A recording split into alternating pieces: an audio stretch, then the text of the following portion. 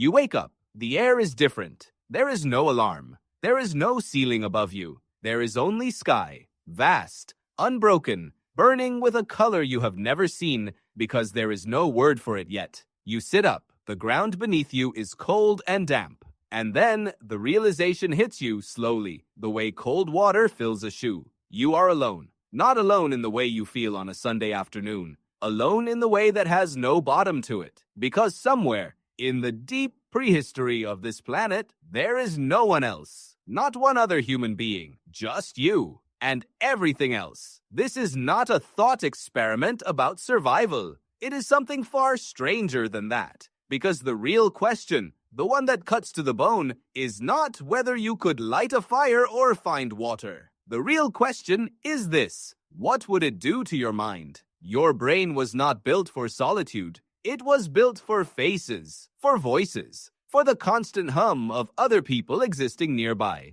Neuroscientist John Cacioppo spent decades studying what isolation does to the human nervous system, and what he found was not just sadness. It was a full biological rewiring. Your threat detection systems escalate, your sleep fractures, your immune function degrades, and something deeper happens too. Something that goes all the way back to the question of what you even are, without other people to reflect you back to yourself. Think about how you know who you are. You know your name because someone gave it to you. You know your opinions because you tested them against other opinions. You know you are funny or kind or stubborn because other people responded to you in ways that told you so. Strip all of that away, and what is left? That question is not abstract. Psychologist Kenneth Gergen called this the saturated self. The idea that identity is not something you carry inside you, but something that only comes into existence through relationship. You do not have a self the way you have a liver.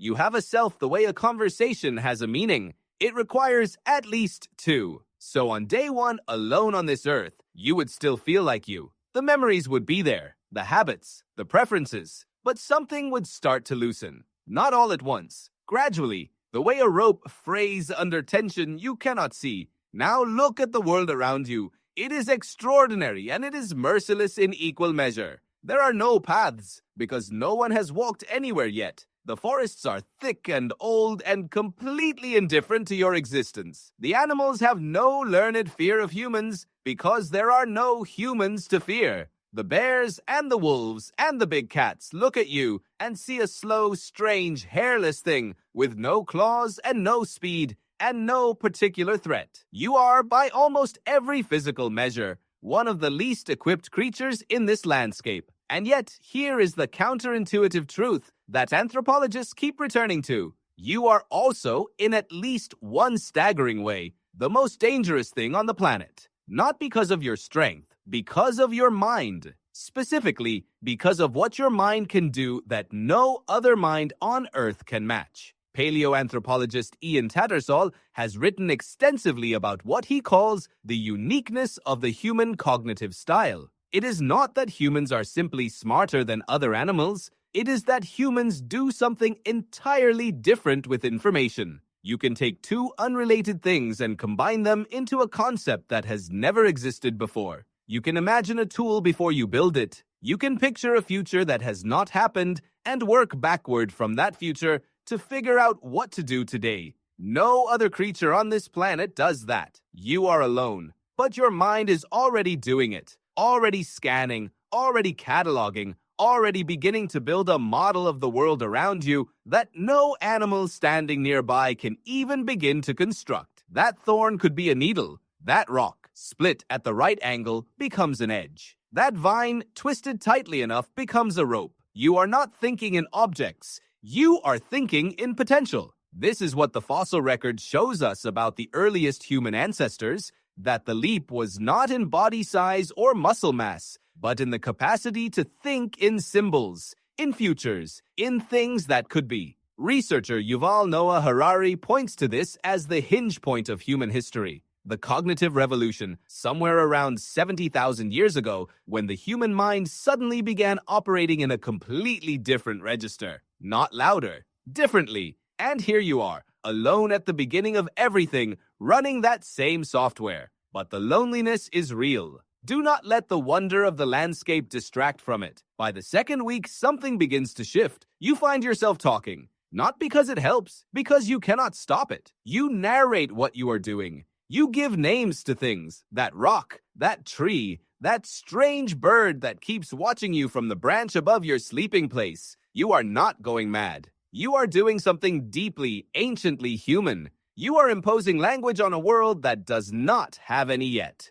Because language is not just communication, research by psychologist Lev Vygotsky showed that inner speech, the voice inside your head, is the primary tool by which humans organize thought. You think in words. You plan in words. You comfort yourself in words. Strip away other people, and that voice does not go quiet. It gets louder because it is the only company you have. And somewhere in the third or fourth week, something else happens. You start leaving marks. Not deliberately, not as art, at least not yet. A line scratched into the soft bark of a tree. A pile of stones arranged in a particular way beside the stream where you collect water. Small signals to no one, or perhaps signals to yourself. Perhaps signals to the version of you who will pass this place tomorrow and need to know you were here. This is the beginning of something that would eventually become culture. The cave paintings at Lascaux, the carved figurines found in the Swabian Alps dated to 40,000 years ago,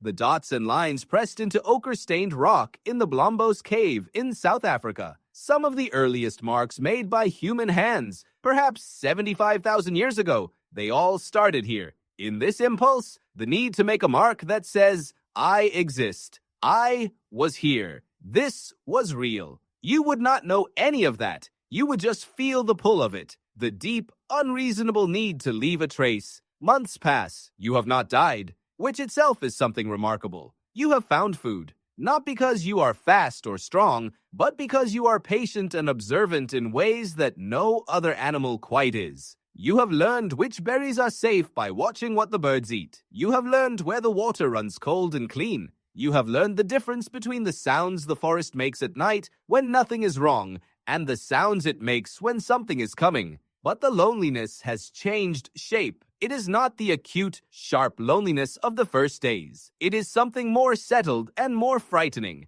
A background fact of your existence, like the cold, like hunger. It is not something that happens to you anymore. It is something you live inside. And then one evening, sitting beside your fire, because you have fire now, you figured it out the way the earliest humans figured it out, through observation and patience and error. You hear something, a sound that does not belong to the forest, something that is almost, but not quite, a sound you recognize. Your body responds before your mind does. Every hair, every nerve. Because your nervous system was shaped by millions of years of evolution, specifically to recognize this one signal above all others. Not the sound of prey, not the sound of predators, the sound of another person. You stand up, you look into the dark, and whatever comes next, whether it is another human or just the wind playing tricks on a mind stretched thin by solitude, you realize something in that moment that changes everything you thought you understood about yourself. You were never really a self at all.